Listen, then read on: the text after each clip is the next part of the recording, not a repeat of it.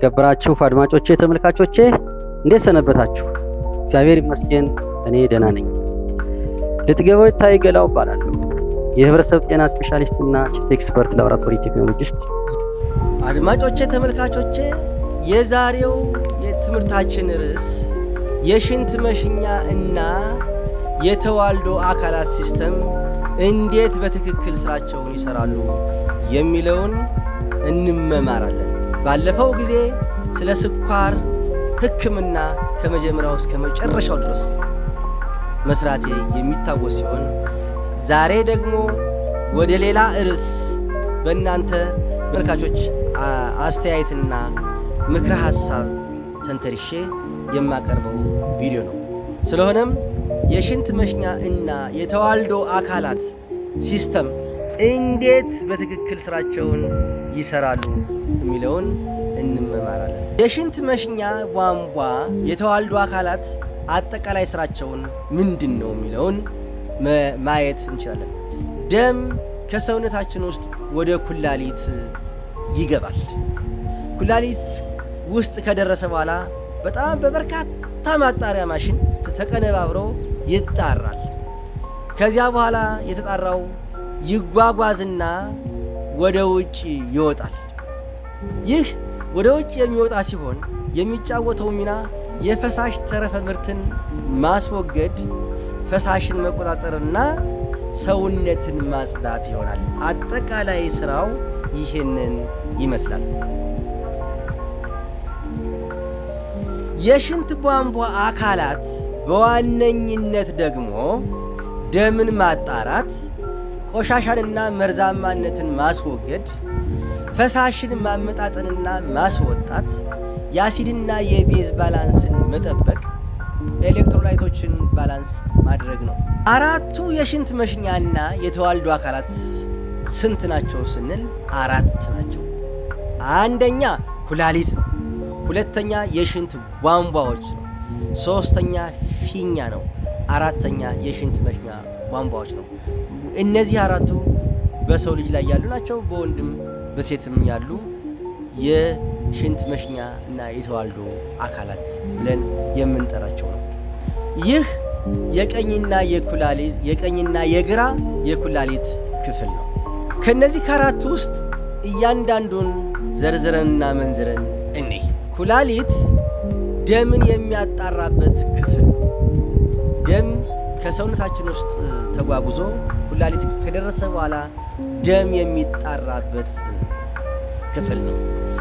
በማጣራት ኩላሊት ደምን በማጣራት ቆሻሻውንና ቆሻሻ ያልሆነውን ነገር ከለየ በኋላ ቆሻሻ ያልሆነውን ነገር መልሶ ወደ ሰውነታችን የሚልክ ሲሆን ቆሻሻ የሆነውን ነገር ደግሞ በማስወገድ ይተባበራል።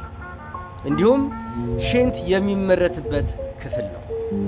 የደም ግፊት የሚመጣጠንበት ክፍል ነው። የኤሌክትሮላይት መጠን ባላንስ ወይም የሚመጣጠንበት ክፍል ነው።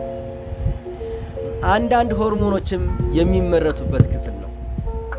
ቫይታሚን ዲ የሚባለውም የሚመረትበት ክፍል ነው። የኤሌክትሮላይት መጠን ባላንስ ወይም የሚጠበቅበት ክፍል ነው። ሆርሞንን በማመንጨት ቀይ የደም ሴሎችን እንዲመረቱ የሚያደርግበት ክፍል ነው። ስለዚህ ኩላሊት የሲስተሙ ዋና ጋን ሆኖ ያገለግላል።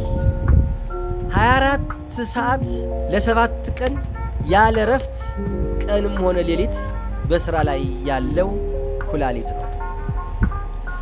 የማጣሪያ ፋብሪካ ብለን ልንጠራው እንችላለን። ይህ ኩላሊት የሽንት ቧንቧዎችና ፊኛን የያዘ ነው። እነዚህ 3ቱ ክፍሎችን የያዘ ነው። ሁለተኛ የሽንት ቧንቧዎች ዩሪተር ብለን የምንጠራው ነው። ጠባብና ከሌሎች የሽንት ክፍሎች ረዘም ያሉ ናቸው። ሽንትንና ተረፈ ምርቶችን ከኩላሊቶቻችን ወደ ፊኛ የሚልኩ ወይም የሚወስዱ የሚቀበሉና የሚያጓጉዙ ክፍሎች ናቸው። እንደምታዩት የቀኝና የግራ ኩላሊት ክፍል አለው። እንዲሁም ፊኛም አለ።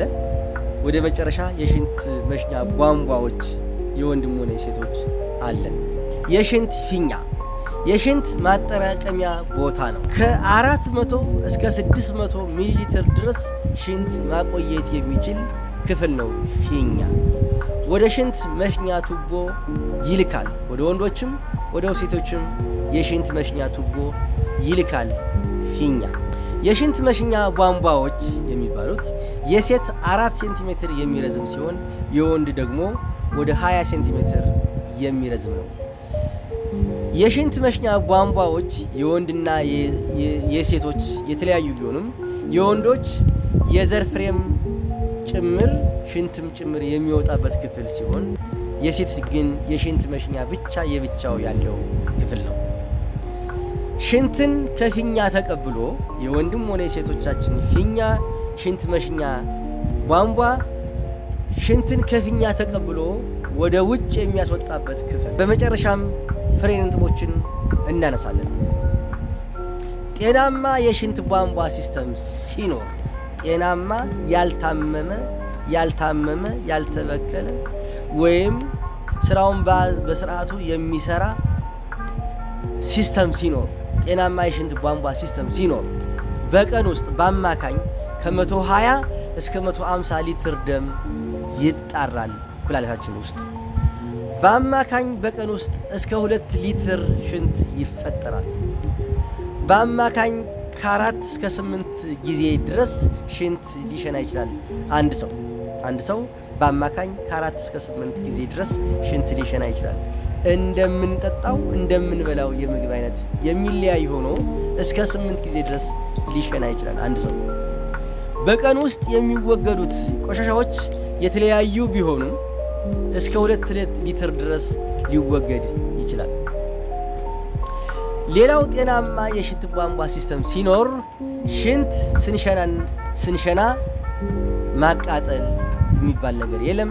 መለብለብ የሚባል ነገር የለም። መጠዝጠዝ የሚባል ነገር የለም። ሁልጊዜው ከኖርማሉ የሽንት ሽታ ውጪ የተለየ ሽታ ወይም የህመም ሽታ አይኖርም። በአጠቃላይ ህመም የለም። የደም ግፊትም የለም። የንጥረ ነገሮች መመጣጠን ጤናማ ይሆናል ማለት ነው። ጤናማ የሽንት ቧንቧ ሲስተም ሲኖር ነጣ ያለ ቀለም ያለው ሽንት ይኖራል። ቀን ሽንት ይጨምራል በሆርሞናል መለዋወጥ ምክንያት፣ ማታ ደግሞ የሽንት መጠን ይቀንሳል። በአጠቃላይ ኩላሊትና ሆርሞን የሰውነታችንን የፈሳሽ ብዛትና ማነስ እያመጣጠነ የሚለቅ የሰውነታችን ክፍል ነው። አድማጮቼ፣ ተመልካቾቼ እስካሁን የተማርነው እስካሁን ያየነው አራቱ የሽንትና የተዋልዶ አካላት ጤናማ በሚሆኑበት ጊዜ ያለውን ሲስተም ነው። ሲስተም ሳይቋረጥ ሲስተም በትክክል ሲሰራ ሲስተሙ በትክክል ሲሄድ እስካሁን ያሉትን ነገሮች በሙሉ አይተናል። አሁን ደግሞ የሽንት መሽኛና የተዋልዶ አካላት ሲስተም ጤናማ ካልሆኑ ምን ይፈጠራል? የት ላይ ችግር ይፈጠራል? የትኛው አካል ላይ ችግር ይፈጠራል? ሲፈጠር ምን ችግር ይታያል? እንዴት ይመረመራል? እስከ ሕክምናው ድረስ እስከ መፍትሄው ድረስ ያለውን ነገር ይዘን እንመጣለን። የሚቀጥሉት በርካታ ቪዲዮዎችን ይዤ እመጣለሁ። አድማጮቼ፣ ተመልካቾቼ የምሰጣችሁ አገልግሎት በጣም የምትወዱት ከሆነ የማረካችሁ ከሆነ ቪዲዮውን ላይክ፣ ሰብስክራይብ፣ ሼር በማድረግ ተባበሩኝ።